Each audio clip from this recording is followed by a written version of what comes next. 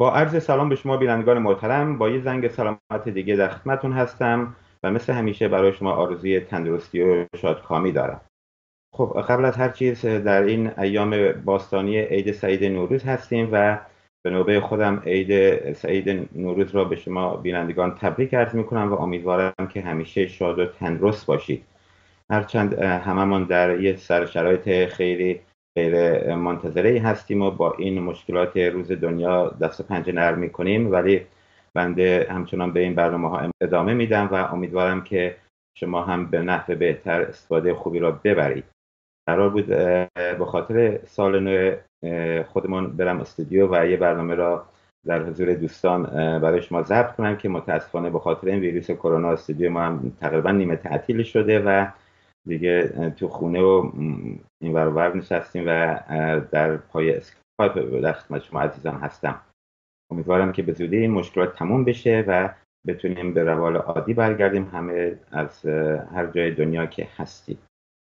خب در این برنامه که یک مهمان عزیزی هم دعوت کردم در ادامه برنامه در حضورشون خواهیم بود، میخوایم به یه سری مسائل پابلیک هلث و یا سلامت عمومی در رابطه با همین مسائل روز دنیا و این بیماری ویروس کرونا بپردازیم که ببینیم در سایر کشورها چجوری با این مشکلات برخورد میکنن، مدیریت میکنن و در کشور ما این مسائل به چه مشکلاتی برخوردیم و چه کارهایی بایستی بهتر انجام میشد و چه کارهایی بایستی بهتر انجام بشه. خب همینجوری که در برنامه‌های متعددی براتون گفتم، پابلیک هلث یک اداریه که در اکثر کشورهای پیشرفته هست و تمام اینجور مشکلات از زلزله تا سیل تا آتش سوزی تا اینجور بیماری های واگیردار و غیره را این اداره بزرگ پابلیک هلث که تحت نظر دولت هست به برنامه ریزی و به اجرا میگذاره و یک طریقی مردم از طرف برنامه ریزی و اجرای برنامه ها یک خاطر جمعی خوبی را دارن و با اطمینان خاطر به کارهاشون میپردازن. متاسفانه در کشور ما اول از همه همچین برنامه منسجم و از همه مهمتر قابل اجرایی برای شرایط غیر مترقبه هنوز به صورت داکومنت شده و آماده شده و از همه مهمتر قابل اجرا نداریم برای خیلی از مشکلات و به همین خاطر هم هست که یا به موقع مسائل به آگاهی مردم رسانده نمیشه و یا هم اگر اطلاع رسانی بشه اطلاع رسانی دقیق نمی کنن که اکثر این مسائل برمیگرده به نوع حکومت و چگونگی مدیریت اینجور برنامه ها که هرچند همکاران خیلی زیادی در اداره نظام پزشکی و همکاران خیلی زیادی در بیمارستان ها و وزارتخونه به طور 24 ساعته در این روزها مشغول خدمت رسانی به مردم عزیز هستند که بنده هم به نوبه خودم از اینجا نهایت قدردانی و تشکر رو دارم.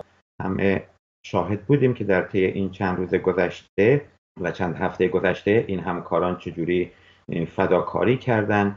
در شرایطی هستیم که شاید همراهان و فامیل یک بیمار کرونایی بهش نزدیک نمیشه، ولی همکاران ما و من جمله تعداد زیادی از فیزیوتراپیست های محترم در بخشای ICU، اینتنسیو کیر و سایر جاهایی که الان بیماران کرونایی بستری شدن به طور شبانه روز و با شوق و ذوق و با خلوص نیت مشغول خدمت رسانی هستند، ولی متاسفانه به خاطر عدم آگاهی رسانی حکومت به موقع که مثل همیشه با تأخیر مسائل و اطلاعات به مردم میرسونه و یه سری مشکلات بودجه و امکانات باعث شد که متاسفانه صدها نفر از همکاران و متخصصین خیلی خوب ما جانشون رو فدا بکنن که امیدوارم مسئولین هر چه زودتر به یک راهکارهای خوبی دست یابن و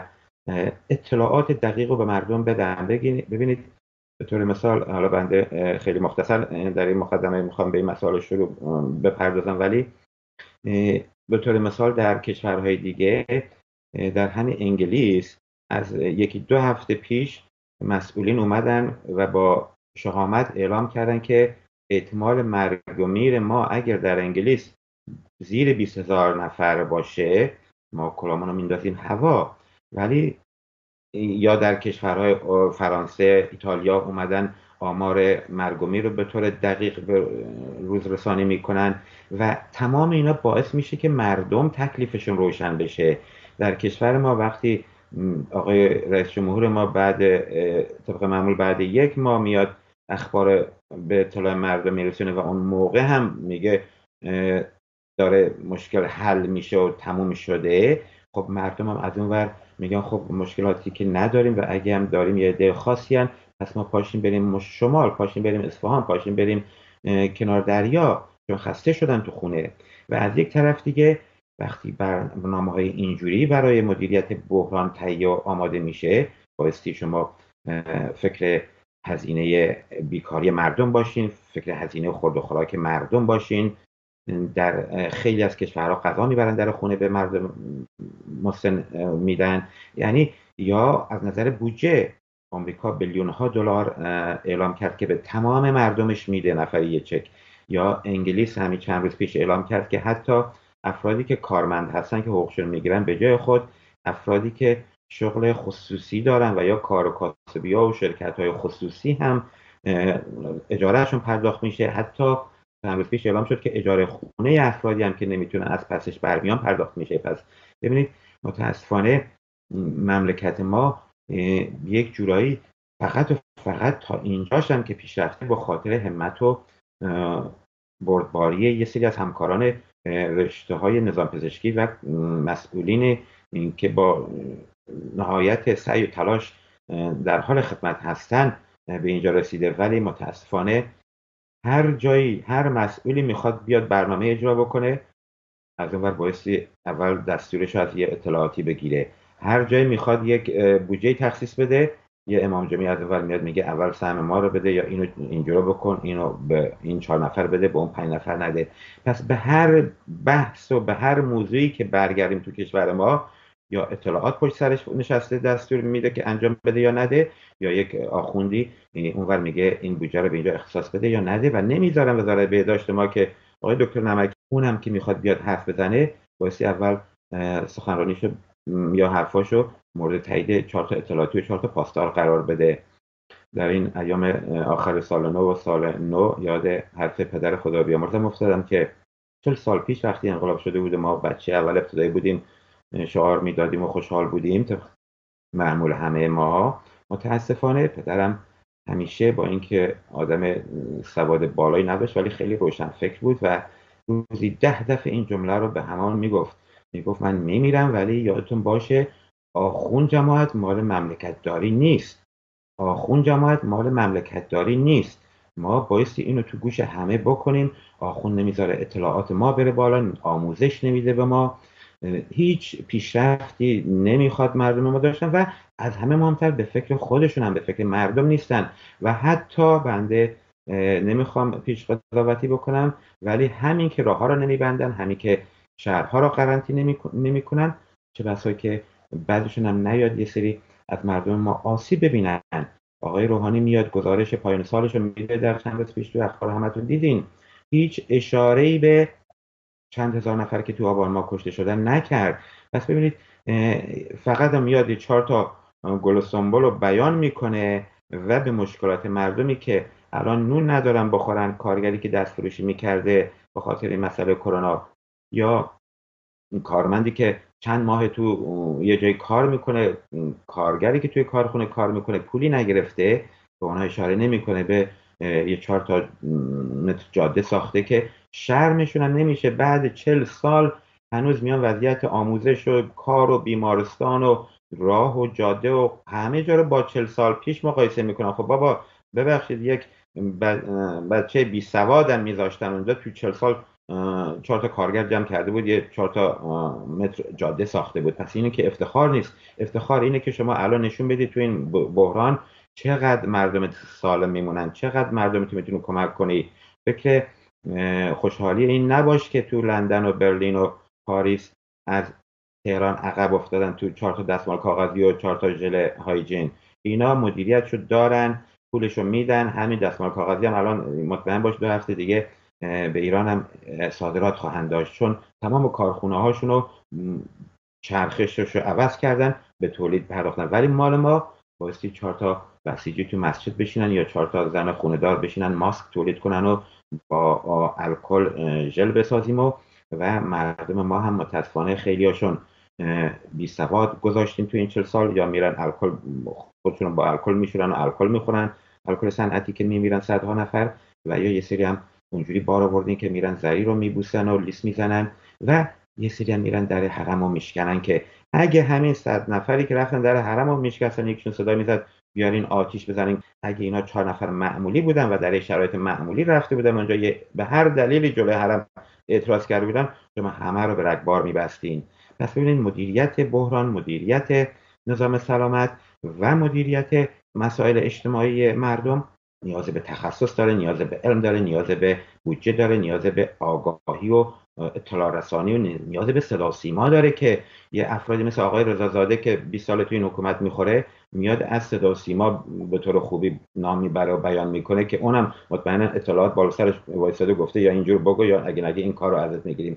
پس ببینید مسائل بحران نمیشه با یک حکومت در سایه که همون سپاه اطلاعات هست بیاریم بالا سر وزارت بهداشت بذاریم. یه افراد مثل آقای دکتر زالی همچین شب و روز زحمت میکشن در خط مقدم وایستادن، ریسک پذیری این بیماری به این خطرناکی رو به جون میقبولن، ولی از اون ور 4 نفر بسیجی که امیدوارم اسم لغت بسیج و سپاه و اینجور چیزا در کشور برای همیشه از بین برداشته بشه. ببخشید من طولانی شد مقدمم. به طور مستقیم میریم به خدمت جناب آقای دکتر دیوان بیگی که در ایتالیا هستن و از همکارای خوب بنده هستن. در طی این چند سال زحمات زیادی برای ارتقاء نظام سلامت در ایران کشیدن، ورکشاپ‌های زیادی گذاشتن. حضور شما آقای دکتر دیوان بیگی سلام عرض می‌کنم. دیگه بقیه رو قول میدم من بنده کم حرف بزنم و در خدمت شما باشیم. با عرض سلام به شما و مخاطبینتون. خب همونجور که اشاره کردین روزهای سختی رو پیش رو داریم و از این نظر دغدغه مشترکی در سطح جهانی شکل گرفته که هر کشوری به شکلی با توانایی‌هایی که داره به مقابله اون میره. من قبل از هر چیز یه آخرین آمار رو در مورد وضعیت مبتلایان و بهبود یافتگان و فوت شدگان در ایتالیا بگم. به امروز تعداد مبتلایان حدود 26,000 نفر که از این رقم 2,000 نفر بهبود یافتن و 2,500 نفر فوت شدن. دلیل سرایت و تلفات بیشتر در سالمندان هم تا اینجایی که محققین و مسئولین اعلام کردن پیش زمینه یک بیماری دیگه در این افراد بوده که باعث ضعیف شدن سیستم ایمنی بدنشون می شده. اپیدمی کرونا بزرگترین چالش بشریت و آغاز دوران پساگلوبالیزاسیون هست که جهان رو متوجه به هم پیوستگی همه مقولات از قبیل اقتصاد، بهداشت، امنیت، آموزش، روابط عمومی، داد و ستدهای فرهنگی، ورزشی و جنبه‌های دیگه تمام مناسبات بین‌المللی کرده. این یک چالشیه که بشریت در واقع شوکه شده، همچین آمادگی از قبل نداشته. ولی آنچه که همه در واقع متفق القول هستن اینه که عرصه جدیدی از زندگی جمعی بشریت روی کره خاکی شکل میگیره که همزمان با کاوش و آزمایشات و تحقیقات مختلف برای واکسن که اون همزمان بر هست، در واقع مسئله اینجا تموم نمیشه. در دستور کار کسانی که به شکل مدیریت کشورهای مختلف و در سطح جهانی رو در دستور کارشون قرار گرفته دنبال راهکارهایی هستن که تا با امروز تجربه نشده و باید آینده نگری کرد. در حال حاضر شرایط مردم و خودتون و اینا در ایتالیا چجوریه؟ اینجا در طی 1-2 هفته اخیر که 50-60 نفر اعلام شد تو انگلیس فوت کردن، دیگه خود به خود مردم شرکت‌ها رو تعطیل کردن، ما کارمون رو تعطیل کردیم، استودیو تعطیل شد. به نیازی به این که حکومت با چوب بالا سر مردم واسطه تقریبا نبوده و در ایتالیا هم یه جورای ایتالیایی‌ها، من مریض ایتالیایی زیاد دارم، شبیه ما ایرانیان خیلی. اون چند روز اول یکم به کوه و دریا اینا رفتم، ولی یهو متوجه شدن و دیگه قرنطینه کامل کردن. درسته؟ بله. عرضم به حضور شما خوشبختانه واکنش دولت ایتالیا با اینکه یک دولت ائتلافی چندان قدری سر کار نیست و اینا بر مبنای یک توافقی کردن که الان دارن یه سری رفرمای انجام میدن، خوشبختانه تونستن بلافاصله تصمیم بگیرن و قرنطینه کامل در ایتالیا اعلام بکنن. یه چند روزی بیشتر طول نکشید اون مکس و در واقع مشورت کردن. مقوله یک رقمه که شاید متوجه ابعاد تکثیر ویروس در ایتالیا بشین لازم توضیح بدم، اینه که تعداد توریسم در ایتالیا در سال حدود بین 280 تا 300 میلیونه. بله بله. و حضور کمیونیتی چینی ها و به هر حال توریسم و روابط اقتصادی و اینا رقمی هستش که به هر حال میتونه بزرگترین عامل تکثیر این بیماری بشه. شما با فامیل و دوست آشنا در ایران هم در تماسین. وضعیت ایران رو وقتی با یه جای مثل ایتالیا مقایسه بکنید یا کشورهای دیگه اروپایی، کلا چه نظری دارید و چجوری حس میکنید؟ من یه دو سه مطلب دیگه در مورد اون چیزی که ما الان اینجا داریم بگیم، بعد میپردازیم به ایران. ایران به هر حال هر چی ما در مورد ایران بگیم حدس و گمانه، چون هیچ گونه شفافیتی در هیچ زمینه وجود نداره و این آسیب پذیری روانی مردم در وضعیت بحران بسیار بسیار مسئله مهمی هست. یعنی یکی از دلگرمی‌های ما در ایتالیا با همه خونه نشینی ها و سخت شدن زندگی این هستش که حداقل هر روز نخست وزیر میاد و به صورت شفاف آمار میده، گزارش میده، کارهایی که داره انجام میشه میده. الان 2 بیمارستان بسیار بزرگ ظرف 2 هفته سرپا کردن توی روم و توی میلان. حضور NGOهای زیاد در ایتالیا خودش تجربه مردمی بسیار بسیار گسترده‌ای هستش که بدون اینکه اختلال در اقدامات دولت به وجود بیاره، به صورت موازی از طریق شکل دادن شبکه‌های اجتماعی واسه اطلاعات رسونی، واسه تشویق کردن مردم به یک پرنسیپ مدنی که حداقلش اینه که خونه بشین، این کم هزینه ترین و بهترین کاری که همه میتونن انجام بدن. در ادامه صحبت شما بنده هم میخوام همینجا بازم توصیه بکنم که مردم ما تنها راهشون در شرایطی که امیدی به حکومت و دولت نداریم اینه که تو خونه بیستن و متاسفانه این روزهای ایام تعطیلات هست، توصیه میکنم که به هیچ وجه نرید و هم باعث دردسر و مشکل برای خودتون میشید و هم شهرهایی که به اونها تشریف میبرید. پس امیدوارم که این توصیه در خونه میمونم و حتما جدی بگیرید.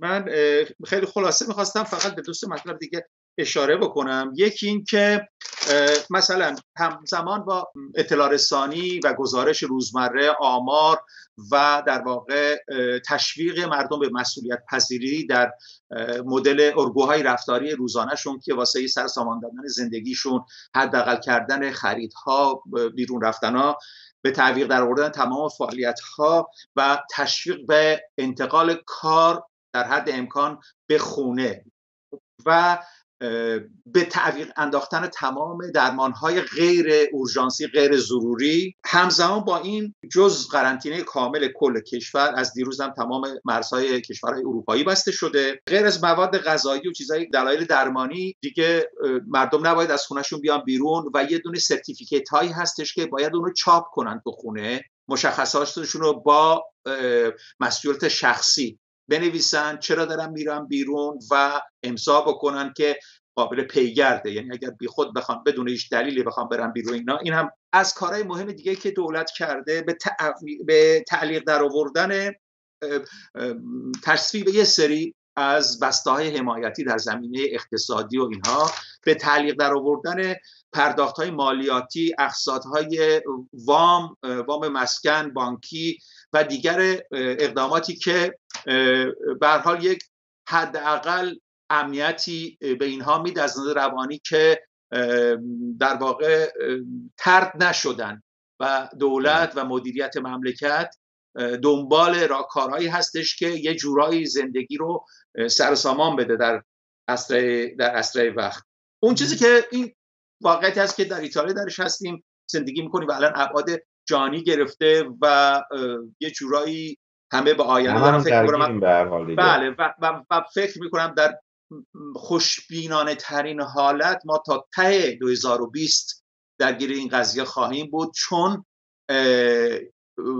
مدل زندگی ما در روزها و ماههای آینده و حتی سالهای آینده دیگه مثل قبل نخواهد بود و رسما عصر پسا گلوبالیزاسیون شروع شده و در دستور کار الزاماً دسترسی به بازارهای جدید برای سودآوری بیشتر اینها عملاً به چالش جدی گرفته شده.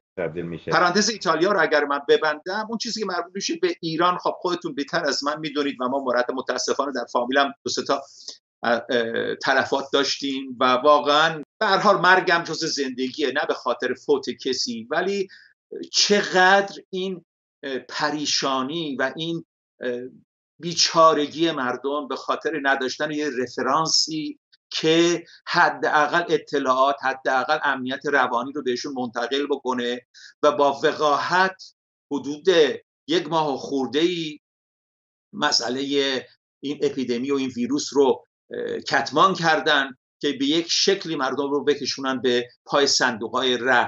طبیعتاً همه اونهایی که در صف اول سرویس‌های درمانی الان هستن تو این وضعیت آگاهانه میدونن چی دارن ریسک میکنن.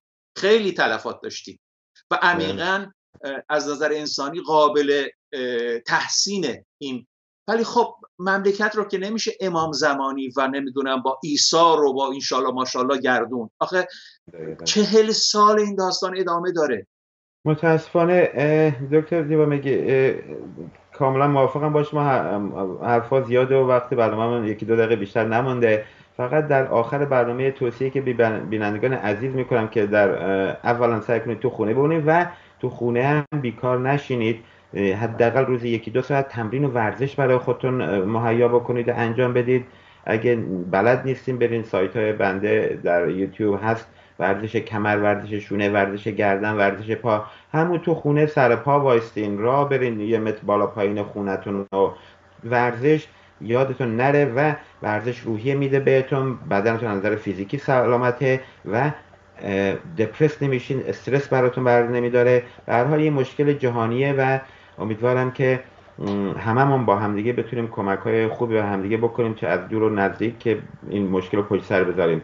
در پایان برنامه دکتر دیوامگی حرف و نظر خاصی داریم بفرمایید، توصیه در خدمتتون هستیم. نه، فقط تنها چیزی که میمونه امید به این که بالاخره بشریت یه جورایی بتونه خودشو سر سامان بده، بتونه از این چالش همه‌گیر جهانی در بیاد و باید امیدوار بود که خوشبختانه توانهایی که موجوده در کشورها و هم یاری و همفکری انسان‌های شریف و زیادی که تو این زمینه دارن فعالن بتونن راه حل درستی پیش پای ما بگذارن.